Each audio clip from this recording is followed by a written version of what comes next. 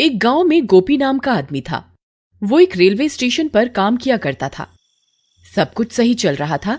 फिर एक दिन उसे काम से लौटने में देर हो जाती है। बाहर बारिश होने की वजह से उसे कोई रिक्शे वाला भी दिखाई नहीं मिलता। अरे ये क्या, आज तो कोई रिक्शा वाला भी नहीं है। अब क्या करूं? हाँ, एक काम करता हूँ, पटरी के किनारे किनारे चलता हूँ। फिर गोपी छाता लेकर पटरी पर चलने लगता है। वहां उसके अलावा कोई भी नहीं होता। वहां बहुत अंधेरा होता है।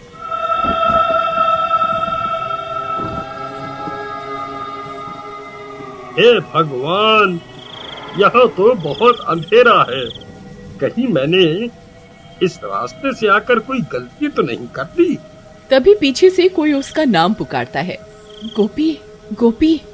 अरे मर गए रे, यहाँ तो कोई भी नहीं है।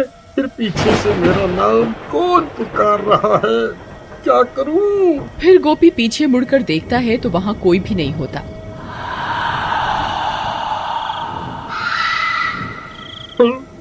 अरे यहाँ तो कोई भी नहीं है। हे भगवान, कहीं वो अफवाह सच तो नहीं? नहीं नहीं, ऐसा नहीं हो सकता। फिर वो भागना शुरू कर देता है और भागते भागते अपने घर पहुंच जाता है। अरे सीमा, जल्दी दरवाजा खोलो। सीमा सीमा, अरे जल्दी दरवाजा खोलो। अरे जल्दी खोलो। अजी क्या हुआ? आप इतने घबराए हुए क्यों हो? ऐसा क्या हो गया? अरे जल्दी अंदर चलो, आज तो मैं बाल बाल बच गया।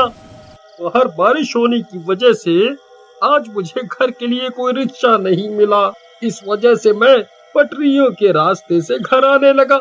तभी किसी औरत ने मेरा नाम पुकारा। मैंने पीछे मुड़कर देखा, वहाँ कोई नहीं था। हे भगवान, आपने पीछे मुड़कर क्यों देखा? ये आपने क्या कर दिया? आपको पता नहीं था क्या?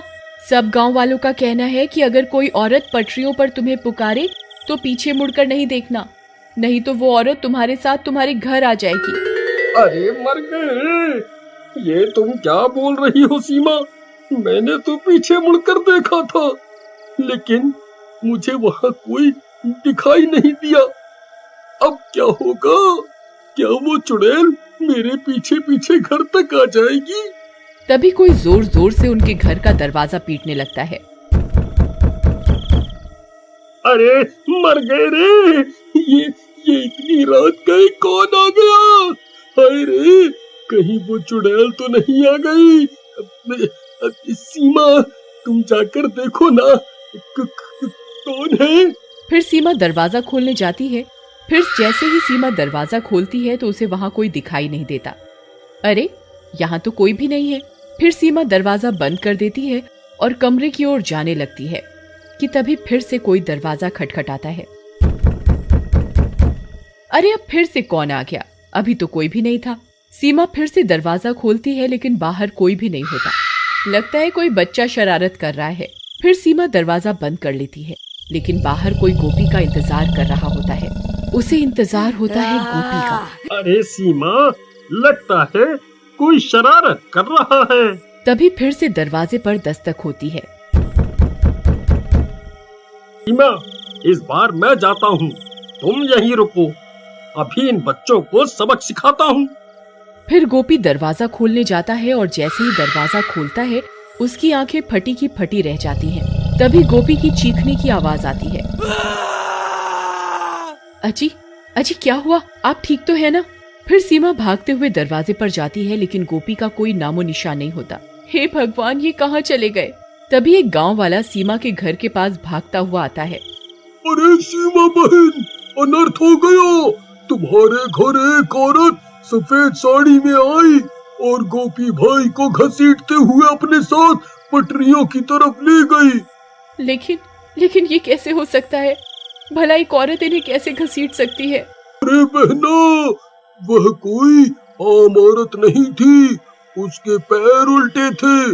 वो वही चुड़ैल थी जिसे लोगों ने अक्सर पटरियों पर चलते हुए देखा है। हे भगवान, वीरू भैया, हमें इन्हें बचाना होगा। आप चलिए मेरे साथ। फिर वे लोग अपने साथ कुछ गांव वालों को लेकर उन रेल की पटरियों की तरफ जाते हैं। वहाँ बहुत अंधेरा होता है। अरे गोपी भाई, आप कहाँ हैं? गोपी भैया, क्या आप मुझे सुन सकते हैं? अरे भाइयों, मैं यहाँ हूँ, इधर देखो आगे की तरफ, मुझे बचाओ, कोई मेरी मदद करो। अरे ये तो गोपी भैया की आवाज है, ये तो सामने से आ रही है, चलो भाइयों। फिर वे लोग दौड़ते हुए गोपी की आवाज का पीछा करने लगते हैं और कुछ ही देर में वहां पहुंच जाते हैं। वहां पहुंचकर उनकी आंखें फटी की फटी रह जाती हैं। चुड़ैल ने गोपी को रेल की पटरियों के बीच गाड़ रखा होता है। गोपी का सर बाहर होता है और बाकी का शरीर जमीन के अंदर होता है। अरे गोपी भाई, ये आपको किसने जमीन के अंदर गाड़ दिया?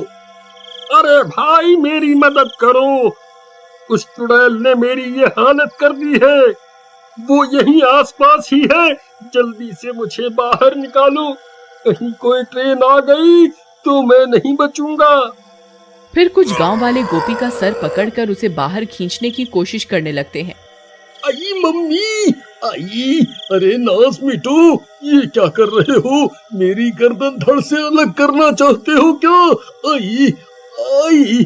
तभी डरावनी डरावनी आवाजें आने लगती हैं। अरे भाइयों, जल्दी मुझे यहाँ से निकालो, मैं उस चुड़ैल को महसूस कर सकता हूँ, वो यहीं कहीं है, जल्दी करो। तभी वो चुड़ैल वहाँ पहुँच जाती है। चुड़ैल को अपने सामने देखकर सबकी हालत खराब हो जाती है। अरे मर गए रे, ये तो वही पटरियों पर घूमने वाली चुड़ैल है, अब क्या करें? भाइयों, मैं तो कहता हूँ जल्दी से यहाँ से निकल लेते हैं, नहीं तो ये किसी को जिंदा नहीं छोड़ेगी। अरे कमबख्त, मुझे यहाँ अकेला छोड़कर जाने की बात कर रहा है, मेरा क्या होगा? नहीं नहीं, मैं इन्हें अकेला छोड़कर कहीं नहीं जाऊंगी। तभी उन्हें ट्रेन की सायरन की आवाज आती है। आई मम्मी, ये तो ट्रेन की आवाज है भाई, अरे मर गया रे, अब मैं नहीं बचूंगा। अरे अरे गाँव वालों, जल्दी मुझे यहाँ से निकालो। फिर जैसे ही गांव वाले गोपी को फिर से निकालने की कोशिश करते हैं, चुड़ैल गुर्राने लगती है। अरे भागो रे, ये चुड़ैल अब हमें नहीं छोड़ेगी, भागो। फिर वे सब गांव वाले पटरी से दूर भाग जाते हैं। ट्रेन की आवाज भी अब तेज हो जाती है। सीमा दूर से आती हुई ट्रेन को देख लेती है। अब तुझे कोई नहीं बचा सकता, मैं तुझे मारकर तेरी आत्मा पर कब्जा करके और ताकतवर बन जाऊंगी। अब कोई फायदा नहीं है सीमा, ट्रेन बहुत नजदीक आ गई है, अब मैं नहीं बचूंगा, तुम यहाँ से चली जाओ, चली जाओ। नहीं नहीं जी, मैं आपको छोड़कर कहीं नहीं जाऊंगी, अगर मरना ही है तो साथ में मरेंगे। फिर इतना बोलकर सीमा गोपी के आगे लेट जाती है। नहीं सीमा, ये तुम क्या कर रही हो? देखो देखो, ट्रेन आ रही है, तुम यहाँ से हट जाओ। ए बेवकूफ औरत, ये तो क्या कर रही है? क्यों अपनी जान देना चाहती है? तू मेरा शिकार नहीं है, सिर्फ तेरे पति ने मेरी आवाज सुनी थी और मुझे पलट कर देखा था, सिर्फ ये मेरा शिकार है। तू इसकी वजह से अपनी जान क्यों दे रही है? चुड़ैल जी, ये मेरे पति हैं, मैं इनके बिना नहीं जीना चाहती। तभी वो ट्रेन और भी नजदीक आ जाती है, लेकिन सीमा का प्यार देखकर चुड़ैल का मन बदल जाता है। उसे भी अपना गृहस्थ जीवन की याद आ जाती है। अरे भाइयों, वो देखो ट्रेन आ गई, अब ये लोगों को कोई नहीं बचा सकता। तभी वो चुड़ैल अपना हाथ उठाती है और अपनी शक्तियों से ट्रेन को रोकती है। अरे वाह वाह वाह वाह, सीमा, ट्रेन रुक गई, हम तो बच गए। तुम दोनों जा सकते हो, मैं तुम्हारी जान नहीं ले सकती। मेरा एक काम करना, यहाँ झाड़ियों में मेरी लाश पड़ी हुई है, उसका अंतिम संस्कार कर दो, इससे मुझे मुक्ति मिल जाएगी। फिर गांव वाले उस चुड़ैल की लाश ढूंढते हैं और उसका अंतिम संस्कार कर देते हैं। और उस दिन के बाद से उन रेल की पटरियों पर किसी औरत की आवाज सुनाई नहीं देती।